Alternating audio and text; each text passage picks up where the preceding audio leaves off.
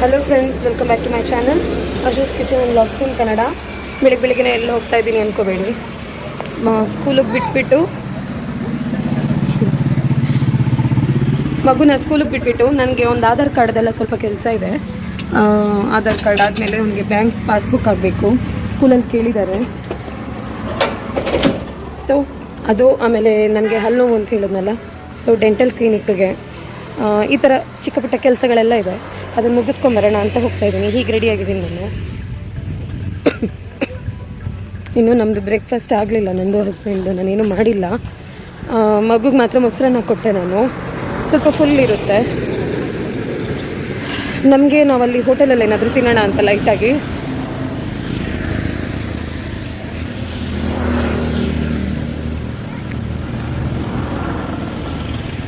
ಕಿಂಕಿಣಿ, ಓ ಕಿಂಕಿಣಿ ನಮಸ್ಕಾರ ಮಾಡ್ದಾ ಕಿಂಕಿಣಿ?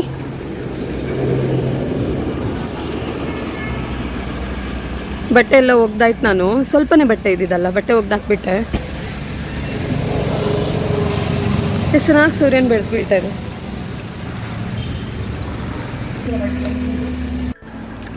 ಬೆಳಗ್ಗೆ ಹೊತ್ತು ಹಸ್ಬೆಂಡ್ ಮತ್ತು ಮಗು ಹೋಗಬೇಕಾದ್ರೆ ನಾನು ಹೋಗೋದು ಒಂದು ನಿಜವಾಗ್ಲೂ ಚಾಲೆಂಜಿಂಗ್. ನಮಗೆ ಎಲ್ಲ ಕೆಲಸ ಮುಗಿಸಿ ಹೋಗ್ಬೇಕಲ್ವ. ಇದು ನೋಡಿ, ನಮ್ಮನೆ ಹತ್ರ ಇರೋದು ಗುಳಿಗ ದೇವ್ರದ್ದು ಸನ್ನಿಧಿ, ದೈವದ್ದು. ತುಂಬ ಪವರ್ಫುಲ್ ಅಂತ ಇಲ್ಲಿದ್ದು ಜನ ತುಂಬ ನಂಬ್ತಾರೆ. ನಾವು ಅದಕ್ಕೆ ಹೋದಾಗ, ಆಚೆ ಹೋದಾಗ, ಈಚೆ ಬಂದಾಗ ಎಲ್ಲ ಕೈ ಮುಗಿತೀವಿ ಅದಕ್ಕೆ. ನಾನು ನಿಜವಾಗ್ಲೂ ಬ್ಯಾಂಗ್ಳೂರಿಂದ ಈ ಕಡೆ ಬಂದಮೇಲೆ ದೈವಗಳನ್ನೆಲ್ಲ ತುಂಬ ನಂಬ್ತೀನಿ. ಇದು ನಲ್ಕೆ ಸಭಾಭವನ, ಆ ಕಡೆ ಕಾಣಿಸ್ತಿದೆಯಲ್ಲ ಆರೆಂಜ್ ಕಲರ್, ಅದು. ಬೆಳಗ್ಗೆ ಹೊತ್ತು ನಿಜವಾಗ್ಲೂ ಮೈಂಡ್ ಫ್ರೆಶ್ ಆಗುತ್ತೆ. ಎದ್ದು ಎಲ್ಲ ಕೆಲಸ ಪಟ ಪಟ ಪಟ ಅಂತ ಮಾಡ್ಕೊಂಡು ಬರೋದು ಅಷ್ಟು ಈಸಿ ಅಲ್ಲ ನಿಜವಾಗ್ಲೂ. ನನ್ನ ಮಗ ಇವಾಗ ಇಷ್ಟು ಆ್ಯಕ್ಟಿವ್ ಆಗಿದ್ದಾನೆ, ಆದರೆ ಸ್ಕೂಲ್ಗೆ ಹೋದ್ಮೇಲೆ ಅವನು ಏನು ಮಾಡಿದ್ದಾನೆ ಅಂತ ನೀವೇ ನೋಡಿ. ಅದು ಹಸ್ಬೆಂಡ್ ಹೋದಾಗಲೂ ಅದೇ ಥರ ಮಾಡ್ತಾನೆ. ಬಟ್ ಇವತ್ತು ನಾನು ಬೇರೆ ಇದ್ನಲ್ವಾ, ತುಂಬ ಕಿರಿಕಿರಿ ಮಾಡಿಬಿಟ್ಟ. ನಿಜವಾಗ್ಲೂ ಬೇಜಾರಾಗೋಯ್ತು ನನಗೆ. ಯಾಕಂದರೆ ನವೆಂಬರ್ಗೆ ಸ್ಕೂಲ್ ಸ್ಟಾರ್ಟ್ ಆಗಿದೆ. ಇವಾಗ ಅವ್ನು ಅಡ್ಜಸ್ಟ್ ಆಗಬೇಕಾಗಿತ್ತು. ಇವಾಗಲೂ ಅವ್ನು ಡಲ್ ಆಗಿರೋದು. ಸ್ಕೂಲ್ಗೆ ಹೋಗ್ಬೇಕಾದ್ರೆ ನನಗೆ ಸ್ವಲ್ಪ ಬೇಜಾರದು. ಸರಿ ಆಗ್ತಾನೆ.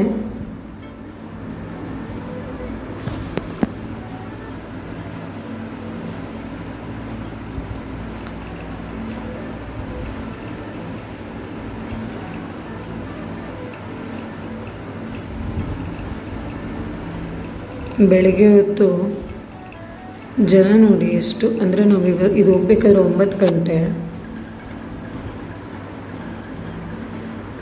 ಟ್ರಾಫಿಕ್ ಫ್ರೀ ರೋಡ್ಸ್ ಅಂದರೆ ಇಲ್ಲಿ ಮಾತ್ರ ಸಿಗೋದು ಅನಿಸುತ್ತೆ. ಅಂದರೆ ಸ್ವಲ್ಪ ಟ್ರಾಫಿಕ್, ಇದು ಪರವಾಗಿಲ್ಲ. ಕೆಲವು ಕಡೆ ಈ ಬ್ಯಾಂಗ್ಳೂರು ಸೈಡ್ ಆಗಲಿ, ಮ್ಯಾಂಗ್ಳೂರು ಸಿಟಿ ತುಂಬ ಟ್ರಾಫಿಕ್ ಇರುತ್ತೆ ಇಷ್ಟೊತ್ತಿಗೆಲ್ಲ. ಕಾಲೇಜ್ಗೆ ಹೋಗೋ ಟೈಮ್, ಸ್ಕೂಲ್ಗೆ ಹೋಗೋ ಟೈಮ್ ಮತ್ತು ಆಫೀಸ್ಗೆ ಹೋಗೋ ಟೈಮ್ ಅಲ್ವಾ, ತುಂಬ ಇರುತ್ತೆ. ನೋಡಿ, ಸ್ಕೂಲಿಗೆ ಕರ್ಕೊಂಡು ಹೋಗ್ತಾ ಇದ್ದಾರೆ. ಇವನು ಹೋಗುವಾಗ ಹೋದ, ನನ್ನನ್ನು ಹಗ್ ಮಾಡಿಬಿಟ್ಟು ಎಲ್ಲ ಹೋದ. ಅಮ್ಮ ಬಾಯ್, ಮಿಸ್ ಯು ಅಂತೆಲ್ಲ ಹೇಳಿಬಿಟ್ಟು ಹೋದ. ನಾನು ಕಾರಲ್ಲೇ ಇದ್ದೆ, ನಾನು ಹೋಗಲಿಲ್ಲ. ನಾನು ಅಲ್ಲೇ ಸ್ಟಾರ್ಟ್ ಆಯ್ತು ನೋಡಿ, ಕೆಳಗಡೆ ಸ್ಟೆಪ್ ಹತ್ರನೇ ಸ್ಟಾರ್ಟ್ ಆಯಿತು. ಅದು ನಾನು ಬೇರೆ ಇದ್ದೀನಲ್ವಾ, ಸ್ವಲ್ಪ ವೀಕ್ನೆಸ್ಸು. ಮೇಲೆ ಹೋಗ್ತಾರೆ. ಅಲ್ಲಿ ಹೋಗಿ ಹಸ್ಬೆಂಡ್ ತುಂಬ ಪೇಷನ್ಸಲ್ಲಿದ್ದರು. ಅಂದರೆ ಅವ್ರಿಗೂ ಕೋಪ ಬರ್ತಾಯಿತ್ತು. 5 ತಿಂಗಳ ನವೆಂಬರ್ ಅಂದರೆ ಎಷ್ಟು, ನವೆಂಬರ್, ಡಿಸೆಂಬರ್, ಜಾನ್, ಫೆಬ್, ಇದು 4ನೇ ತಿಂಗಳು. ಅವನು ಅಷ್ಟು ಅಡ್ಜಸ್ಟ್ ಆಗಬೇಕಾಗಿತ್ತು. ಇನ್ನೂ ಅವನು ಹೋಮ್ ಸಿಕ್ನೆಸ್ ಏನಿದು ಅಂತೆಲ್ಲ ಬೇಜಾರಾಗ್ತಾಯಿತ್ತು. ಪರವಾಗಿಲ್ಲ, ಏನು ಮಾಡೋಕ್ಕಾಗಲ್ಲ. ಫಸ್ಟಿಗೆ ಇದೇ ಥರ ಅಲ್ವ ಮಕ್ಕಳು. ಅಂದರೆ ಈ ಲಾಕ್ಡೌನ್ ಟೈಮಲ್ಲಿ ಮನೇಲಿ ಇದ್ದು ಅಭ್ಯಾಸ ಆಗೋಗಿರುತ್ತೆ. ಈಗ ಸ್ಕೂಲಿಗೆ ಕಳಿಸ್ಬೇಕಾದ್ರೆ ಸ್ವಲ್ಪ ನಖರಗಳು ಮಾಡ್ತಾರೆ. ನೋಡಿ, ಅಲ್ಲಿ ಅವನು ಹಗ್ ಮಾಡಿದ್ದಾನೆ ನನ್ನ ಹಸ್ಬೆಂಡನ್ನು. ಬೇಗ ಬಾ ಪಪ್ಪ, ಬೇಗ ಬಾ ಅಂತ ಹೇಳಿ ಹಗ್ ಮಾಡಿದ್ದಾನೆ. ಸರಿ, ಅಲ್ಲಿ ಬಿಡಬೇಕು ಅಂತ ಹೇಳಿದರು. ಈ ಸ್ಟೆಪ್ ನೋಡಿದ್ರಲ್ವ ಫಸ್ಟಿಗೆ, ಅಲ್ಲೇ ಬಿಟ್ಟು ಹೋಗಬೇಕು ಅಂತ ಹೇಳಿದರು HM. ಇವನಿಗೋಸ್ಕರ ಇನ್ನೊಂದು ಸ್ವಲ್ಪ ಮುಂದೆ ಹೋದರು. ಅಲ್ಲೋದ್ಮೇಲೂ ಹಾಗೆ ಇಟ್ಕೊಂಡಿದ್ದಾನೆ. ಇನ್ನೂ ಅವನು ಏನೇನು ಮಾಡ್ತಾನೆ ನೀವೇ ನೋಡಿ. ಫಸ್ಟ್ ಡೇ ಬಿಟ್ಟಂಗೆ ಅನುಭವ ದಿನ ನಮಗೆ ಇವನು ಈ ಥರ ಮಾಡೋದು.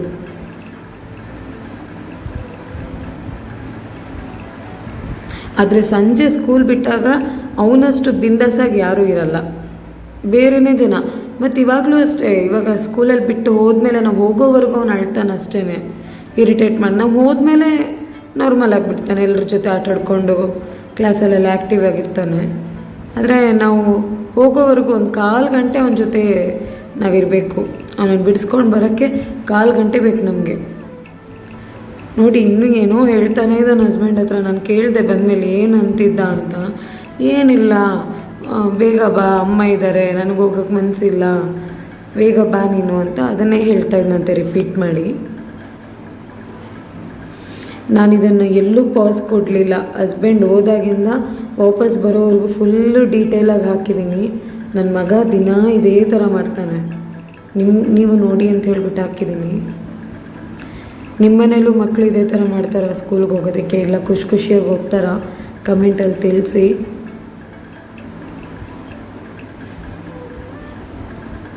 ನೋಡಿ ಬೇರೆ ಮಕ್ಕಳೆಲ್ಲ ಬಂದುಬಿಟ್ಟು ಅಂದರೆ ಹೈಸ್ಕೂಲ್ ಮಕ್ಕಳೆಲ್ಲ ಬಂದು ಅಳ್ಬೇಡ ಕಣೋ ನಾವಿದ್ದೀವಿ ಅಂತೆಲ್ಲ ಹೇಳ್ತಾಯಿದ್ರು. ಬಿಡಿಸ್ಕೊಂಡು ಬರೋದಕ್ಕೆ ಅಷ್ಟು ಸಾಕಾಗಿದೆ ಅವರಿಗೆ. ಯಾಕಂದರೆ ಅವ್ರಿಗೂ ಲೇಟ್ ಆಗುತ್ತಲ್ವಾ. ಅವನಿಗೆ ನೋಡಿ ಇದು 9:30 ಪ್ರೇಯರ್ ಆಗುತ್ತೆ, 9 o'clock ಮನೆಯಿಂದ ಹೊರಡ್ತೀವಿ, 9:15 ಕರ್ಕೊಂಬರ್ತಾರೆ. ಹಸ್ಬೆಂಡ್ಗೂ ಆಫೀಸ್ಗೆ ಹೋಗ್ಬೇಕಲ್ವ, ಇಲ್ಲೇ 1/4 ಗಂಟೆ ಆಗಿಬಿಡುತ್ತೆ. ನನಗೆ ನಗು ಬರ್ತಾಯಿತ್ತು ವಿಡಿಯೋ ಮಾಡಬೇಕಾದ್ರೆ ಹಸ್ಬೆಂಡ್ದು ಪರದಾಟ ನೋಡಿ. ನೋಡಿ ಅವನ್ನ. ಇವಾಗ ಇನ್ನೊಬ್ರು ಬರ್ತಾ ಇದ್ದಾರಲ್ಲ, ಅವರೊಬ್ಬರು ಪೇರೆಂಟು ಮತ್ತು SDMC ಮೆಂಬರು, ಅವ್ರ ಪಾಪ ಬಂದು ಹಿಡ್ಕೊತಾರೆ. ಅವ್ರ ಮಗುನೂ ಬಿಡಕ್ಕೆ ಬಂದಿದ್ದಾರೆ ಅವರು. ಅವ್ರ ಮಗು ಆರಾಮಾಗಿ ಹೋಗ್ಬಿಡ್ತು ಕ್ಲಾಸ್ಗೆ, ಸ್ಕೂಲ್ಗೆ. ಇವನನ್ನು ಪಾಪ ಅವ್ರು ಹಿಡ್ಕೊಂಡಿದ್ದಾರೆ ನೋಡಿ. ಬಾಯ್ ಮಾಡ್ತಾನೆ ನೋಡಿ ಇವಾಗ ಅವನು. ನೋಡಿ ಆಮೇಲೆ ಇಲ್ಲಿ ಬಂದೆ, ಹಸ್ಬೆಂಡ್ ಆಫೀಸ್ಗೆ ಹೂ ತಗೋ ಅಂತ ಹೇಳಿದ್ರು. ಸೊ ಬಂದು ಇಲ್ಲಿ ಹೂ ತೊಗೊಂಡು, ಹಸ್ಬೆಂಡಿಗೆ ತುಂಬ ಕೆಲಸ ಇತ್ತು. ನಾವಿಲ್ಲಿ ಮಿನಿ ವಿಧಾನಸೌಧದ ಹತ್ರ ಬಂದಿದ್ವಿ. ಇವಾಗ ತುಂಬ ಕೆಲಸ ಇತ್ತು, ಅವ್ರ ಜೊತೆನೇ ಇದ್ದೆ ನಾನು. ಅಂದರೆ ನನಗೆ ಡಾಕ್ಟ್ರ್ ಹತ್ರ ಹೋಗ್ಬೇಕಿತ್ತು, ಕ್ಲಿನಿಕ್ಗೆ, ಡೆಂಟಲ್ ಕ್ಲಿನಿಕ್ಗೆ. ಮತ್ತು ಮಗುದು ಆಧಾರ್ ಕಾರ್ಡ್ ಆಗಬೇಕು ಅಂತ ಹೇಳಿದ್ನಲ್ವ, ಅಲ್ಲಿಗೆ ಹೋಗಬೇಕಿತ್ತು. ಪ್ಲಸ್ ಇದಾಯಿತು. ಆಫೀಸ್ಗೆ ಹೋಗಿ ನಾನು ಕ್ಲಿನಿಕ್ಗೆ ಹೋಗಿ ವಾಪಸ್ ಬರಬೇಕಾದ್ರೆ ಮೆಡಿಕಲ್ಗೆ ಹೋಗಿ ಅಪೋಲೋಗೆ ಹೋಗಿ ನಾನು ಮೆಡಿಸಿನ್ಸ್ ತೊಗೊಂಡೆ. ನಾನು ಮೆಡಿಸಿನ್ಸ್ ತೊಗೊಳ್ಳೋದು ಅಪೋಲೋದಲ್ಲೇ. ಮತ್ತು ನನ್ನದು ಡೈಲಿ ಪ್ರಾಡಕ್ಟ್ಸ್ ಯೂಸ್ ಮಾಡೋದು ಎಲೋವೆರಾ ಜೆಲ್, ಫೇಸ್ ವಾಶ್ ಮತ್ತು ಚಾರ್ಕೋಲ್ ಸೋಪ್ ಸಿಗುತ್ತೆ ಅಪೋಲೋದಲ್ಲಿ. ಬೆಸ್ಟ್ ಸೋಪ್ ಅಂತೀನಿ ನಾನು ನಿಜವಾಗ್ಲೂ. 100 ಗ್ರಾಮ್ಸ್ 170 ಗ್ರಾಮ್ಸು ಏನೋ ಇರುತ್ತೆ, ತುಂಬ ಚೆನ್ನಾಗಿದೆ. ಇದು ನೋಡಿ ವಿಟಮಿನ್ ಕ್ಯಾಪ್ಸೂಲ್ಸ್, ಇದು ವಿಟಮಿನ್ ಟ್ಯಾಬ್ಲೆಟ್ಸು, ಮೆನ್ ವಿಮೆನ್ ಎಲ್ಲರಿಗೂ ಇದೆ ಇಲ್ಲಿ. ಅಪೋಲೋದಲ್ಲಿ ಎಲ್ಲ ಪ್ರಾಡಕ್ಟ್ಸು ನಮಗೆ ಸಿಗುತ್ತೆ. ಅಪೋಲೋ ಮೆಡಿಕಲ್ಸ್ಗೆ ಹೋಗಿದ್ದೆ, ಅಲ್ಲಿ ತುಂಬ ಲೇಟ್ ಹೋಗಿತ್ತು. ಹಸ್ಬೆಂಡಿಗೆ ತುಂಬ ಕೋಪ ಬಂದುಬಿಡ್ತು. ಅಂದರೆ ಹೌದಪ್ಪ, ಬೆಳಗ್ಗೆ ಹೊತ್ತೆಲ್ಲರೂ ಕೆಲಸದಲ್ಲಿ ಬ್ಯುಸಿ ಇರ್ತಾರೆ, ಲೇಟ್ ಮಾಡಿದ್ರೆ ಯಾರಿಗಾದ್ರೂ ಕೋಪ ಬರುತ್ತೆ. ಕೋಪ ಅಂದರೆ ಆ ಥರ ಅಲ್ಲ, ಅವ್ರು ಇದ್ದಿದ್ದೇ 3 ಜನ ಇದ್ದರು, ಬಟ್ ಕಸ್ಟಮರ್ಸ್ ಇದ್ದಿದ್ದಿಬ್ಬರೇ, ಹಾಗೆ ಲೇಟ್ ಮಾಡಿದ್ರಲ್ವಾ. ಎಷ್ಟು ಬಿಸಿಲು ಹೊಡಿತಿದೆ ನೋಡಿ. ಈಗ ಟೈಮು 10:15, ಇನ್ನೂ ಬ್ರೇಕ್ಫಾಸ್ಟ್ ಆಗಿಲ್ಲ, ನಮ್ದು ಆಗಬೇಕು. ಹಸ್ಬೆಂಡ್ ಇಲ್ಲಿ ಆಫೀಸಿಗೆ ಬಂದಿದ್ದಾರೆ.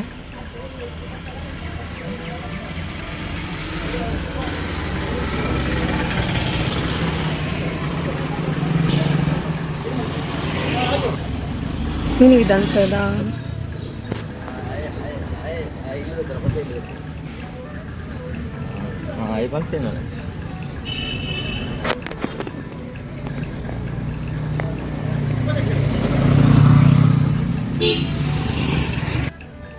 ಈ ಏರಿಯಾನೇ ಒಂಥರ ಫುಲ್ ಆಫೀಸ್ಗಳು, ಲಾಯರ್ ಆಫೀಸು, ಅಂದರೆ ಅಡ್ವೊಕೇಟ್ಸ್ ಎಲ್ಲ ಇಲ್ಲಿದ್ದಾರೆ ತುಂಬ. ಆಮೇಲೆ ಫುಲ್ ಎಲ್ಲ ಗೌರ್ಮೆಂಟ್ ಆಫೀಸ್ಗಳು. ಖುಷಿಯಾಗುತ್ತೆ. ನನ್ನ ಅವಸ್ಥೆ ನೋಡಿ ಹೆಂಗಾಗಿದೆ.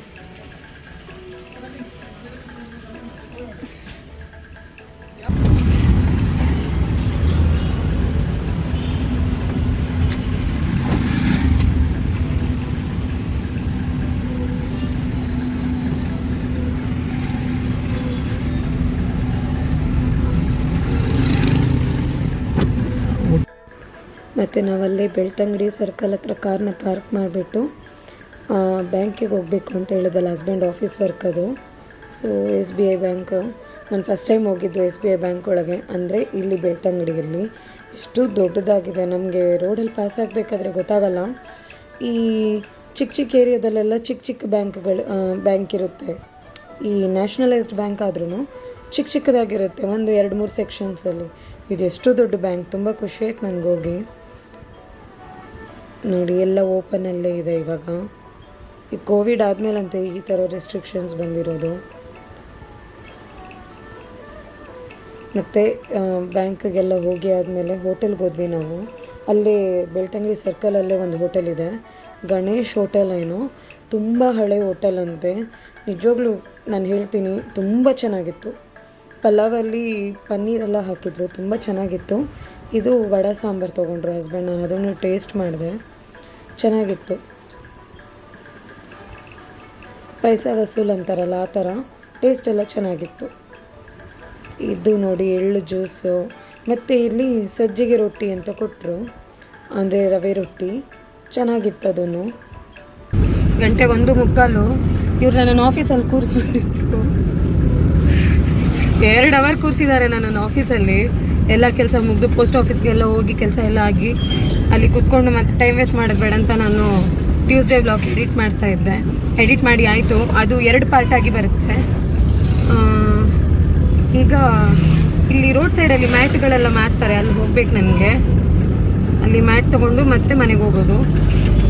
ಇವ್ರಿಗೆ ಕೆಲಸ ಇದೆ, ನನ್ನನ್ನು ಡ್ರಾಪ್ ಮಾಡಿ ವಾಪಸ್ ಬರ್ತಾರೆ ಇವರು. ನಾನೇ ಹೋಗ್ತೀನಿ ಅಂದೆ, ಬಿಡಲಿಲ್ಲ ನನ್ನನ್ನು. ಈಗ ಬರಲಿ ಅವರೇ ಡ್ರಾಪ್ ಮಾಡಲಿಕ್ಕೆ.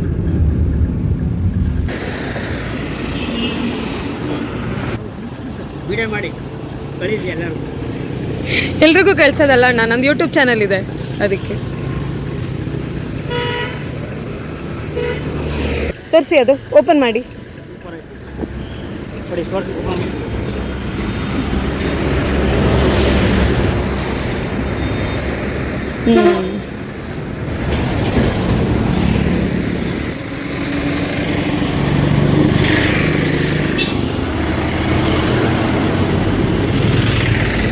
ಇಲ್ಲಿ ಮ್ಯಾಟ್ ಅಂಗಡಿ ನೋಡಿದ್ರಲ್ವಾ, ಅವ್ರ ಪಕ್ಕದ ಅಂಗಡಿನೇ ಇದು. ಮಣ್ಣಿಂದು ಪಾತ್ರೆಗಳೆಲ್ಲ ಸಿಗುತ್ತಲ್ವಾ, ತುಂಬ ಚೆನ್ನಾಗಿತ್ತು. ನನ್ನ ಹತ್ರ ಇದೆ, ನಾನು ಮೇಲ್ಗಡೆ ತೆಗೆದಿಟ್ಬಿಟ್ಟಿದ್ದೀನಿ ಹಟ್ಟದ ಮೇಲೆ, ಯೂಸ್ ಮಾಡಬೇಕು. ಸುಮ್ಮನೆ ಇಲ್ಲಿ ಯಾರಾದರೂ ನಾನು ವ್ಲಾಗ್ ನೋಡ್ತಿದ್ರೆ ಬೆಳ್ತಂಗಡಿಯವರು, ನಿಮಗೆ ಇದು ತೊಗೋಬೇಕು ಅನ್ನೋ ಐಡಿಯಾ ಇದ್ದರೆ ಇಲ್ಲಿಗೆ ಬನ್ನಿ. ಅದು ಅಲ್ಲದೆ ಇಲ್ಲಿ ಪಕ್ಕದಲ್ಲಿ ಸೋಫಾ, ಈ ರೋಡ್ ಸೈಡಲ್ಲಿ ಇದೆಲ್ಲ ಮಾರ್ತಾರೆ, ತುಂಬ ಚೆನ್ನಾಗಿರುತ್ತೆ. ಅವರು ಜಾಸ್ತಿನೇ ಹೇಳ್ತಾರೆ ರೇಟು, ನೀವು ರೀಸನಬಲ್ ಪ್ರೈಸ್ಗೆ ಬಾರ್ಗೇನ್ ಮಾಡಿದ್ರೆ ಕೊಡ್ತಾರೆ. ಅದಾದಮೇಲೆ ಮಧ್ಯಾಹ್ನ ಆಗೋಯ್ತು, ಇನ್ನೇನು ಹೋಗಿ ಅಡುಗೆ ಮಾಡೋದು ಅಂತ ಇಲ್ಲಿ ಊಟ ತೊಗೊಳಕ್ಕೆ ಬಂದೆ ನಾನು.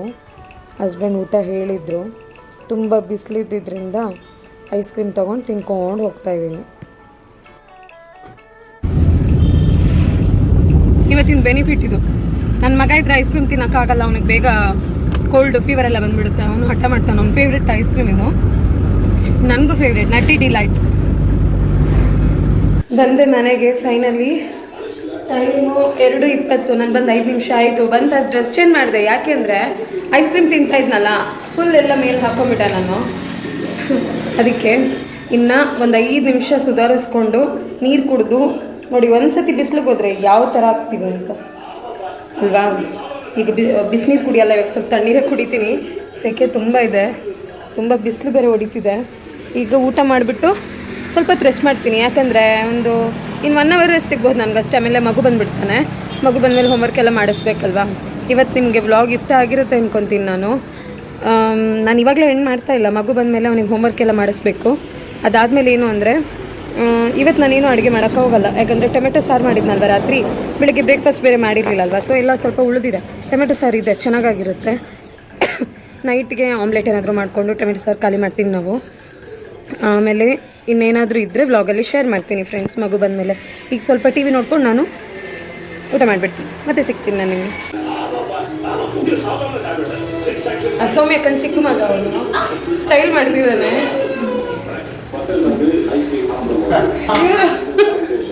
ಈ ಸೌಮ್ಯಕ್ಕಂದು ನಾಚಿಕೆ ಸೀರೀಸ್ ಮುಗಿಲಿಕ್ಕಿಲ್ಲ. ನಮ್ದು ಇನ್ನೊಬ್ರು ಫ್ರೆಂಡ್ ಬಂದಿದ್ದಾರೆ, ನಮ್ಮ ನೇಬರು ಫ್ರೆಂಡು. ಹೀಗೆ ವಾಕ್ ಹೋಗ್ತಾ ಇದ್ರಂತೆ, ಸೊ ನಾನು ನೋಡಿ ಬಂದಿದ್ದಾರೆ ವಿಶ್ ಮಾಡಲಿಕ್ಕೆ. ನೋಡಿ, ನಿಮಗೂ ಪರಿಚಯ ಮಾಡಿಕೊಟ್ಟಿದ್ದೀನಿ, ನಿಮಗೂ ಫ್ರೆಂಡ್ಸ್ ಆಗಲಿ ಅಂತ. ಅವನಿಗೆ ಹೈಟ್ ಇದ್ದಾನೆ ನೋಡಿ. ಮತ್ತು ಮಗು ಬಂದಮೇಲೆ ಬ್ಲಾಗ್ ಕಂಟಿನ್ಯೂ ಮಾಡ್ತೀನಿ ಅಂತ ಹೇಳಿದ್ದೆ. ಮಗು ಇನ್ನೂ ಬರಲಿಲ್ಲ, 6:20 ಆಯಿತು. ಅಂದರೆ ಹಸ್ಬೆಂಡ್ ಜೊತೆ ಇದ್ದಾನೆ ಅಲ್ಲಿ ಆಫೀಸಲ್ಲಿ. ಸುಮ್ಮನೆ ಅವ್ರಿಗೆ ಬಂದು ಕರ್ಕೊಂಡು ಬಂದು ಬಿಡಬೇಕು, ಪುನಃ ಹೋಗ್ಬೇಕು. 4 ಕಿಲೋಮೀಟರ್ಸ್ ಅಲ್ವಾ, ಸುಮ್ಮನೆ ಬಂದು ಹೋಗ್ಬೇಕಲ್ವಾ. ಇನ್ನು 2 ಅವರ್ಸೇ ಪುನಃ ಅವ್ರು ಬರಬೇಕು. ಅದಕ್ಕೆ ಅಲ್ಲಿ ಆಫೀಸ್ ಹತ್ರನೇ ಇಟ್ಕೊಂಡಿದ್ದಾರೆ, ಬೇಗ ಕೆಲಸ ಮುಗಿಸಿದ ಮೇಲೆ ಒಟ್ಟಿಗೆ ಬರೋಣ ಅಂತ. ನಾನು ಅದಕ್ಕೆ ನಂದು ಈವ್ನಿಂಗ್ ಕೆಲಸ ಏನಿದೆ ಕಸ ಗುಡಿಸ್ಬಿಟ್ಟು ಸ್ನಾನ ಮಾಡಿ ದೇವ್ರ ದೀಪ ಹಚ್ಬಿಟ್ಟೆ. ಅದು ಹಚ್ಚೋದ್ರಿಂದ ಏನೋ ನೆಮ್ಮದಿ, ಇಲ್ಲಾಂದರೆ ಮನಸ್ಸಿಗೆ ಏನೋ ಒಂಥರ ಬೇಜಾರು. ಕೆಲವು ಸರ್ತಿ ಮನುಷ್ಯರಿಗೆ ಏನು ಅಂದರೆ ರೀಸನ್ನೇ ಇಲ್ಲದೆ ಬೇಜಾರಾಗ್ತಾ ಇರುತ್ತೆ. ಏನಂತಲೇ ಇರಲ್ಲ, ಒಂದು ರೀಸನ್ ಇರಲ್ಲ, ಬಟ್ ಎಲ್ಲೋ ಒಂದು ಮೂಲೆಯಲ್ಲಿ ಏನೋ ಒಂದು ಸಂಕಟ, ಏನೋ ಒಂದು ಬೇಜಾರಿರುತ್ತೆ. ನನ್ನ ಬೇಜಾರಿಗೆ ರೀಸನ್, ಇವತ್ತು ಫುಲ್ ಡೇ ಬ್ಯುಸಿ ಇದ್ದೆ, ಮಮ್ಮಿ ಹತ್ರ ಮಾತಾಡಿಲ್ಲ, ಅವ್ರ ಹತ್ರ ಒಂದಿನ ಮಾತಾಡಿಲ್ಲ ಅಂದ್ರೂ ನನಗಾಗಲ್ಲ. ಇವಾಗ ಕಾಲ್ ಮಾಡೋಣ ಅಂದರೆ ಇವಾಗ ಆಫೀಸಿಂದ ಅವರು ಮನೆಗೆ ಗಾಡಿಯಲ್ಲಿ ಹೋಗ್ತಾ ಇರ್ತಾರೆ, ಡ್ರೈವ್ ಮಾಡ್ತಾ ಇರ್ತಾರೆ, ಅವ್ರಿಗೆ ಮಾತಾಡೋಕ್ಕಾಗಲ್ಲ. ಸೊ ಒಂದು 7:30, 8 o'clock ಹಂಗೆ ಕಾಲ್ ಮಾಡ್ತೀನಿ ಮಮ್ಮಿಗೆ. ಅಷ್ಟರೊಳಗೆ ಇನ್ನು ಸ್ವಲ್ಪ ಹೊತ್ತಲ್ಲಿ ಇನ್ನೊಂದು 10-15 ಮಿನಿಟ್ಸಲ್ಲಿ ಮಗುನೂ ಬರ್ಬೋದು ಅನಿಸುತ್ತೆ. ಹಸ್ಬೆಂಡ್ ಮತ್ತು ಮಗು ಒಟ್ಟಿಗೆ ಬರ್ತಾರೆ. ಹೋಗ್ಬಿಟ್ಟು ಕಾಫಿ ಮಾಡಬೇಕು. ಬೆಳಗ್ಗೆಯಿಂದ ಕಾಫಿ ಟೀ ಕುಡಿಲಿಲ್ಲ, ತಿಂಡಿ ಎಲ್ಲ ತಿಂದೆ ಹೋಟ್ಲಿಗೆ ಹೋಗ್ಬಿಟ್ಟು. ಬಟ್ ನನಗೆ ಹೇಳಿದ್ನಲ್ವ, ಕಾಫಿ ಟೀನ ನಾನೇ ಮಾಡ್ಕೋಬೇಕು, ಸ್ಟ್ರಾಂಗ್ ಮಾಡ್ಕೋಬೇಕು. ನಾನು ಹೋಟೆಲಲ್ಲೆಲ್ಲ ಕುಡಿಯಲ್ಲ, ನಾನು ಚೆನ್ನಾಗಿ ಮಾಡ್ತಾರೆ ಹಾಗಲ್ಲ, ನನಗೆ ಸೆಟ್ ಆಗೋಲ್ಲ ಅಷ್ಟೇ. ಇವಾಗ ಕಾಫಿ ಏನಾದರೂ ಮಾಡಬೇಕು. ಬರೋದ್ರೊಳಗೆ ಮಾಡಿಟ್ರೆ ರೆಡಿಯಾಗಿ 3 ಜನ ಒಟ್ಟಿಗೆ ಕುತ್ಕೊಂಡು ಕುಡಿಯೋದು. ಮತ್ತು ಅವನಿಗೆ ಹೋಮ್ವರ್ಕ್ ಮಾಡಿಸ್ಬೇಕು, ಲೇಟಾಗಿ ಬೇರೆ ಬರ್ತಾ ಇದ್ದಾರೆ. ಎಷ್ಟು ಹೋಮ್ವರ್ಕ್ ಕೊಟ್ಟಿದ್ದಾರೆ ಅಂತ ಗೊತ್ತಿಲ್ಲ, ನೋಡಬೇಕು. ಈ ಕಡೆ ಒಂದು ಕಡೆ ಟಿ ವಿ ಹೋಗ್ತಾ ಇದೆ. ಇಲ್ಲಿ ನಾಯಿಗಳದ ಅವಸ್ಥೆ ನೋಡಿ, ಇಲ್ಲೇ ಇರುತ್ತೆ. ಅದು ಪಾಪ ಅದೇನು ಮಾಡಲ್ಲ, ಅದಕ್ಕೆ ಒಂದು ಕ್ರಾಣಿ ಅಂತ ಹೆಸರಿಟ್ಟಿದ್ದೀವಿ, ಒಂದು ಕಿಂಕಿಣಿ. ನಾನು ನೋಡಿದ ತಕ್ಷಣ ಬಾಲ್ ಅಲ್ಲಾಡಿಸ್ಕೊಂಬರುತ್ತೆ.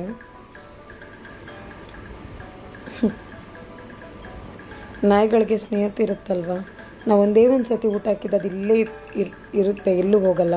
ಸೊ ದಿನ ಸ್ವಲ್ಪ ಊಟ ಹಾಕ್ತೀವಿ ನಾವು ಅಷ್ಟೇ ಫ್ರೆಂಡ್ಸ್. ಇಲ್ಲಿಗೆ ನಾನು ನೋಡಿ ವ್ಲಾಗ್ ಎಂಡ್ ಮಾಡೋಣ ಅಂದ್ಕೊಂಡಿದ್ದೀನಿ. ಯಾಕಂದರೆ ಹಸ್ಬೆಂಡ್ ಮಗು ಬರುವಾಗ ಲೇಟ್ ಆಗುತ್ತಲ್ವಾ, ಅವ್ರು ಬಂದಮೇಲೆ ಬ್ಯುಸಿ ಆಗ್ಬಿಡ್ತೀನಿ, ಹೋಮ್ವರ್ಕ್ ಮಾಡಿಸೋದು ಅದು ಇದು ಅಂತ. ಖುಷಿಯಾಗುತ್ತೆ ನನಗೆ. ಅಟ್ಲೀಸ್ಟ್ ಈ ರೋಡ್ ಸೈಡ್ ಮನೆ ಇರೋದ್ರಿಂದ ನೋಡಿ ಬೋರ್ ಆಗಲ್ಲ. ಒಬ್ಬರೇ ಎಷ್ಟು ಹೊತ್ತು ಬೇಕಾದರೂ ಇರ್ಬೋದು, ಬೋರ್ ಅನಿಸಲ್ಲ. ನನಗೆ ಈ 2 ನಾಯಿಗಳ ಪಾರ್ಟ್ನರ್ ನನಗೆ. ನೋಡಿ, ಒಂದು ಸತಿ ಊಟ ಹಾಕಿದ್ರೆ ಬಾಲ ಅಲ್ಲಾಡಿಸ್ಕೊಂಡು ಅಲ್ಲೇ ಇರುತ್ತೆ. ಅದಕ್ಕೆ ದಿನ ರಾತ್ರಿ ಊಟ ಹಾಕ್ಬಿಟ್ಟು ಅದ್ರ ಜೊತೆ ಬಿಟ್ಬಿಡ್ತೀವಿ. ನಾನು ಯಾಕೆ ಬೇಜಾರಾಗಿದ್ದೀನಿ ನನಗೆ ಗೊತ್ತಿಲ್ಲ.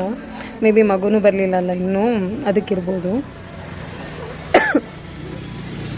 ಅವ್ನು ಬಂದಮೇಲೆ ಗಿಲ ಅಂತ ಇರ್ತಾನಲ್ಲ, ಬ್ಯುಸಿ ಇರ್ತಾನೆ ಹೋಮ್ವರ್ಕ್ ಮಾಡೋದ್ರಲ್ಲೆಲ್ಲ. ಸೊ ಅವಾಗೆಲ್ಲ ಸರಿಯಾಗಿಬಿಡುತ್ತೆ. ಅವಾಗಲೇ ಏನು ಅಂದರೆ ಸೌಮ್ಯಕ್ಕ ಮತ್ತು ಇನ್ನೊಬ್ರು ಇದ್ರಲ್ಲ ಲೇಡಿ, ಅವರು ಇಲ್ಲಿ ನೇಬರು ಸೌಮ್ಯಕ್ಕನ ಮನೆ ಹತ್ರ. ಅವರು ಕೂತ್ಕೊಂಡಲ್ಲಿ ಅವ್ರ ತೋಟ ಎಲ್ಲ, ಸೌಮ್ಯಕ್ಕನ ತೋಟ ಎಲ್ಲ ನೋಡ್ಕೊಂಡು ಬಂದ್ರಂತೆ ವಾಕಿಂಗ್ ಮಾಡಿಕೊಂಡು. ಆವಾಗ ನಂದು ವ್ಲಾಗು ಕೂತ್ಕೊಂಡು ನೋಡ್ತಾ ಇದ್ರಂತೆ. ಸರಿ ಅಂತ ಹಾಗೆ ಅವ್ರ ತೋಟ ಹೀಗಿಂದ ಬರುತ್ತೆ, ಸೈಡಲ್ಲಿ ಕೆಳಗಿಂದ ಹೀಗೆ ಬರುತ್ತೆ.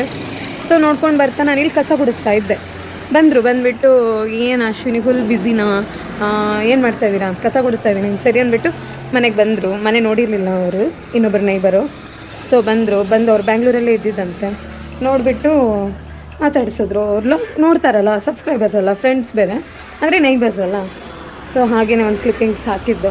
ಖುಷಿಯಾಗುತ್ತೆ ನಮಗೆ. 100 ಜನ ಗುರ್ತಿಸೋದಕ್ಕಿಂತ ಒಬ್ಬರು ಇಬ್ಬರು ನೋಡ್ತಾ ಇದ್ದೀವಿ ಅನ್ನೋದೊಂದು ಭರವಸೆ ಬರುತ್ತಲ್ವ, ಅದು ಖುಷಿ. ಯಾರಿಗೂ ಒಂದೇ ದಿನದಲ್ಲಿ ಸಕ್ಸಸ್ಸು ಸಿಗಲ್ಲ, ಗೊತ್ತಿದೆ. ಅದು ಲಕ್ಕಿರಬೇಕು.